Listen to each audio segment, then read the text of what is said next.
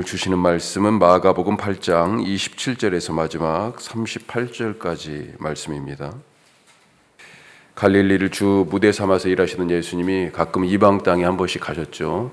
두로와 시돈도 가셨고, 마가복음 5장에 보면 거라사인의 땅에 가서 무덤가에 있던 귀신 들린 사람도 고쳐주시고, 방금 이 말씀 전에는 데가볼리 지역으로 돌아서 복음을 전하신 이야기도 있습니다. 자, 이번에는 또 갈릴리에서 북쪽으로 쭉 올라가면 요단강 따라서 쭉 이렇게 위로 요단강의 발원지라고 그렇게 얘기할 수 있을까요? 헤르몬산이 나옵니다. 그런데 그 곁에 그 산자락, 그러니까 갈릴리에서 한 북쪽으로 50km 정도 떨어진 곳 빌립보 가이사라에 갑니다. 복음서에서 빌립보 가이사라가 나오는데 복음서들마다, 그런데 특별히 마테마가 누가에서는 이 자리가 아주 중요합니다. 이때부터 방향이 바뀌어가지고 예루살렘으로 갈릴리의 사역이 정리되고 이제 예루살렘의 이야기가 시작되는 터닝 포인트가 되는 곳이에요.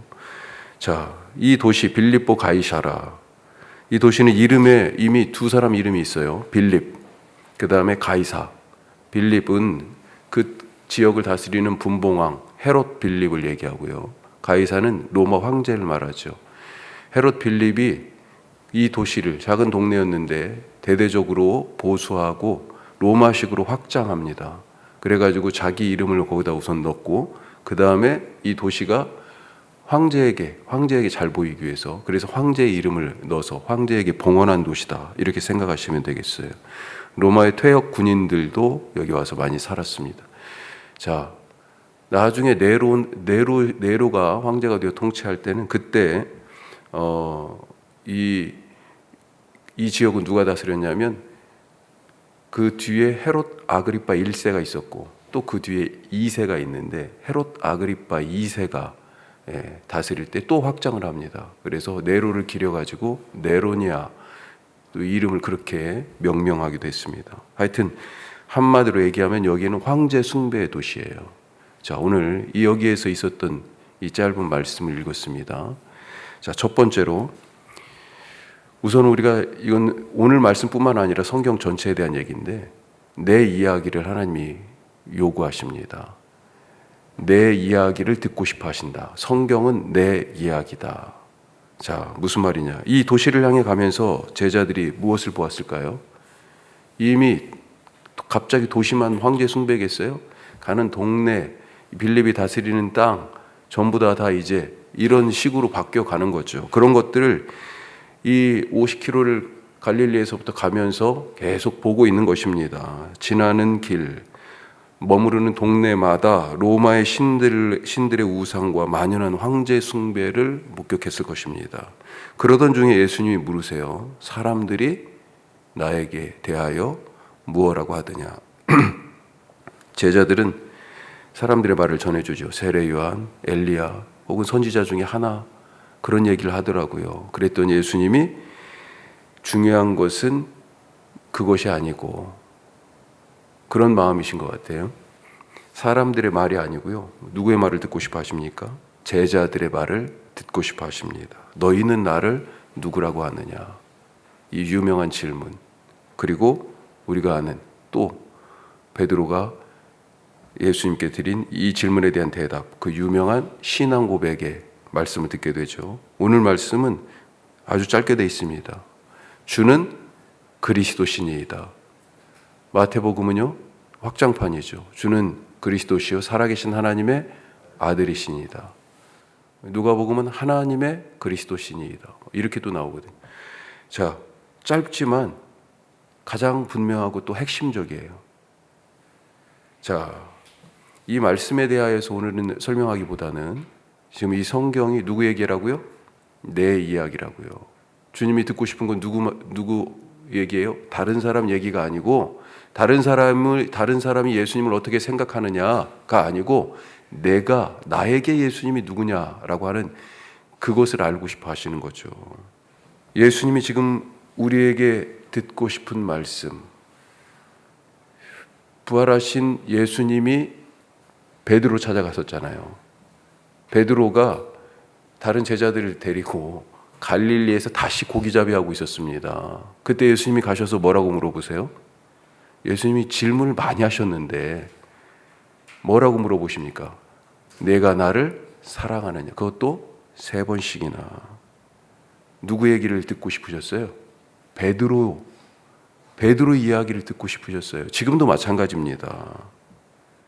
예수님이 원하시는 것은 다른 사람의 말이 아니라 내 말, 내 대답을 듣고 싶어 하십니다. 성경은 내 이야기입니다. 기억하시기 바라요. 내 이야기예요.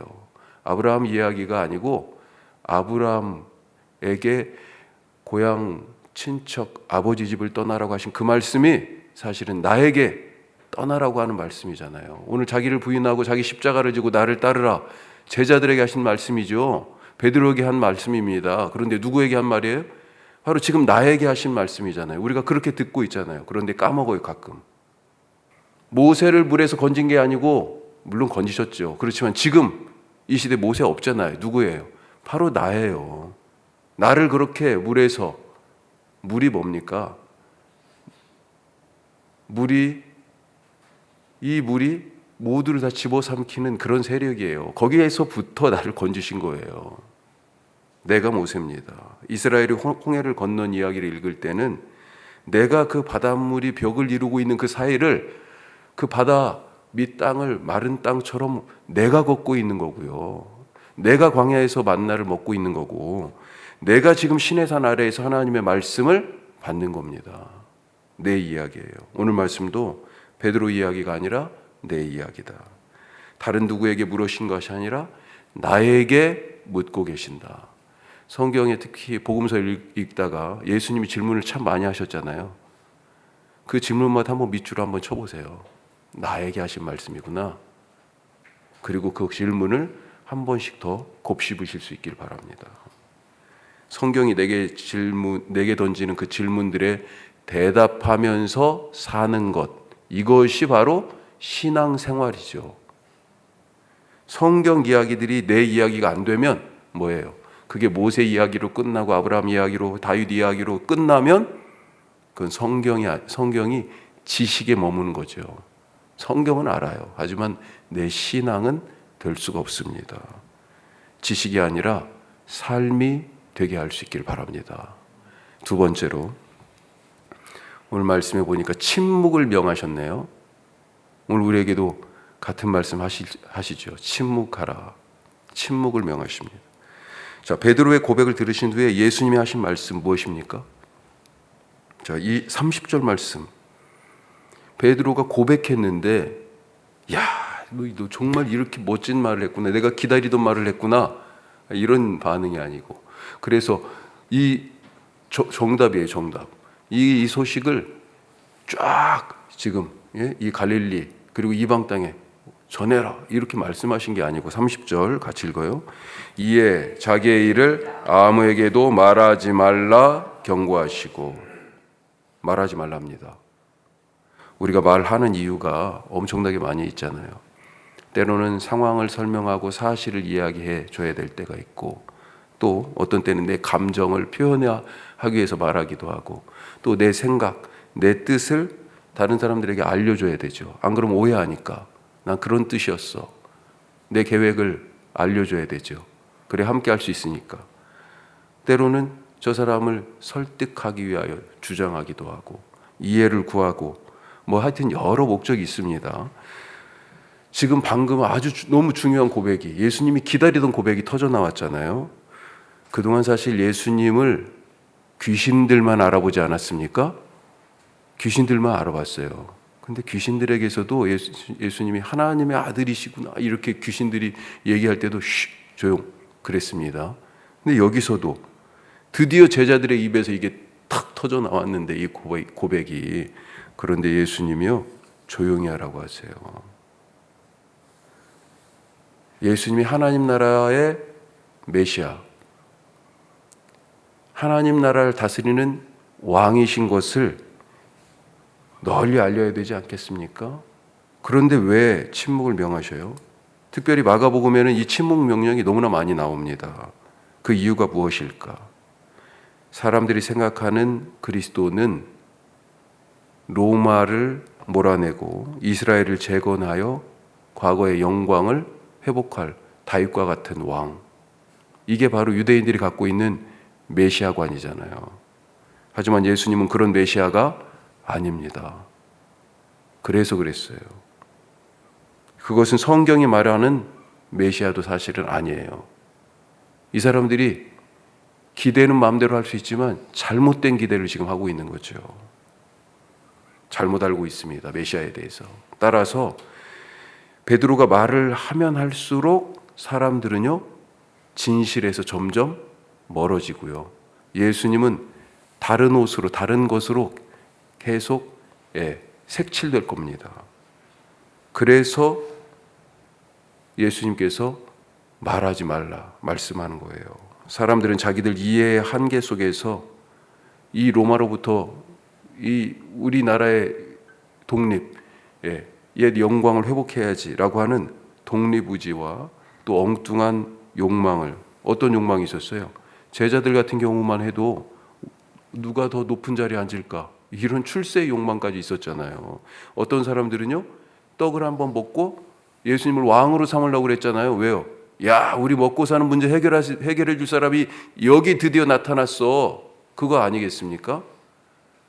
그런 엉뚱한 욕망이나 민족적인 그런 소망, 그런 것들을 투사해서 예수님을 다른 색깔로 칠할까 봐, 다른 메시아로 예수님을 자기들이 만들어 버리는 거죠. 이해시키려고 말하는데 말할수록 자꾸 오해가 되는 경우가 있습니다. 내 감정을 알아달라고 말했는데 오히려 그 감정이 다른 사람하고 자꾸 더 부딪혀가지고 갈등이 폭발할 때가 있어요. 주님은 오늘도 마찬가지예요. 그래서 조용, 말하지 마 말씀하신 겁니다. 오늘 혹시 우리에게 침묵을 명하시고 계신 것은 아닙니까? 자, 세 번째 말씀. 자, 입을 다물라고 하셨죠. 또 한 가지는 일을 멈추라고 하십니다. 일을 멈춰라. 그 일 그만해라. 베드로가 예수님을 그리스도로 고백하자 드디어 그리스도가 어떤 길을 가게 될 것인지 예수님이 지금 알려주십니다. 처음으로 십자가에 대하여서 지금 얘기하시는 거죠. 자, 이것은 유대인들이 기대하는 메시아와 완전히 다른 길입니다. 하나님 나라의 그리스도는 붙잡혀서 고난받고 버려진 후에 죽임을 당할 것입니다. 하지만 사흘 만에 다시 살아납니다. 자, 그래서 베드로가 그리스도 이렇게 고백했지만 예수님이요, 착각할까 봐 아직도 베드로의 이해가, 고백은 하긴 했는데 이해가 온전하지 않잖아요. 그래서 뭐라고 표현해요? 인자라고 표현합니다. 이 단어가 아주 중요해요. 인자가 이렇게 대답합니다. 그리스도가 이렇게 대답 안 하시고, 하나님의 나라의 그리스도는 고난받는 인자, 사람의 아들이다 라고 하는 것입니다. 이 인자가 어디서 나오냐? 다니엘서 7장에 나와요. 자, 나중에 그런 기회가 있으면 또 더 설명하기로 하고요.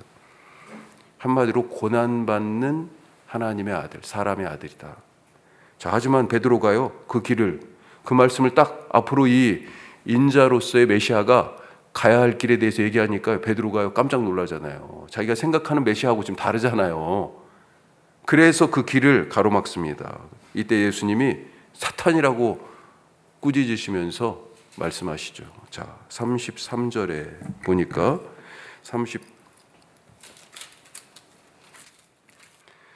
자, 예수께서 돌이키사 제자들을 보시며 베드로를 꾸짖어. 자, 제자들을 보신 다음에 베드로를 꾸짖었죠. 아까 대답을 베드로가 하긴 했지만 사실은 제자들을 대표해서 한 대답인 것처럼 여기도 마찬가지입니다. 제자들을 지금 대표해서 베드로를 꾸짖고 계신 거예요. 베드로만 지금 이런 게 아닌 거예요, 사실은. 자, 그러면서 사탄아 내 뒤로 물러가라. 그러면서 같이 해요.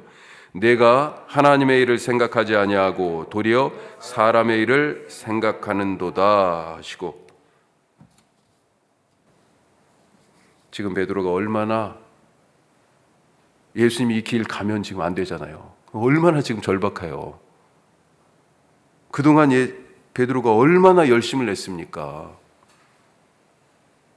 그의 신앙 고백이 그토록 기다리던 신앙 고백 얼마나 위대합니까? 그런데 베드로 보고 싶으면 사탄이라뇨. 예수님이 진짜 베드로 마음 몰라서 그러신 겁니까? 어떻게 이런 모욕적인 말을 할 수 있어요?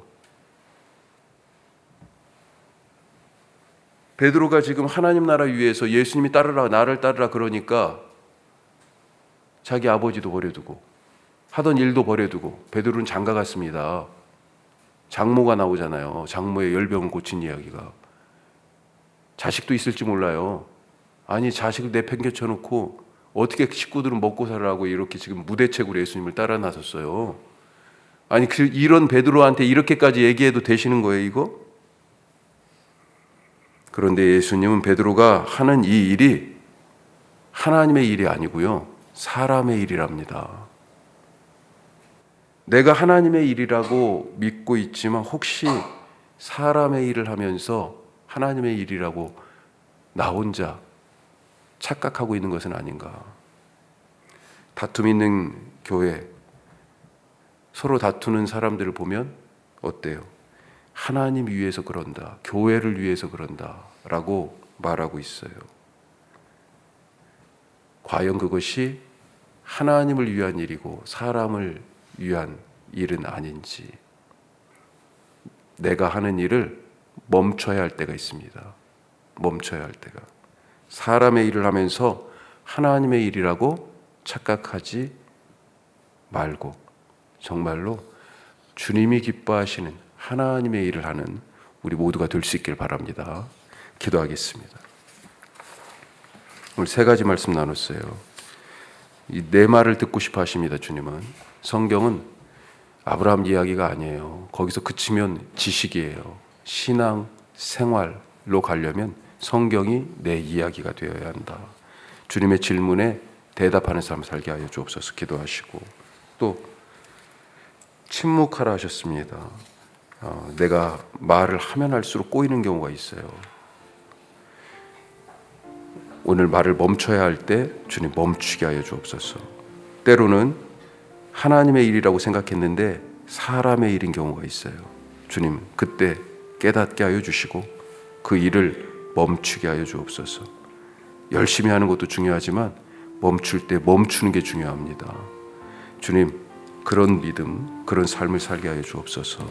우리 기도하시고, 오늘은 우리 교회를 위해서 기도하는 날이죠. 우리 교회가 사람이 교회되는 복음의 일을 만들어가게 하여 주시고, 특별히 이 땅 혁신도시 1만 2천여 세대 3만여 명이 넘는 주민들, 12개의 공공기관, 그리고 수많은 일터들, 주님 함께하여 주시옵소서.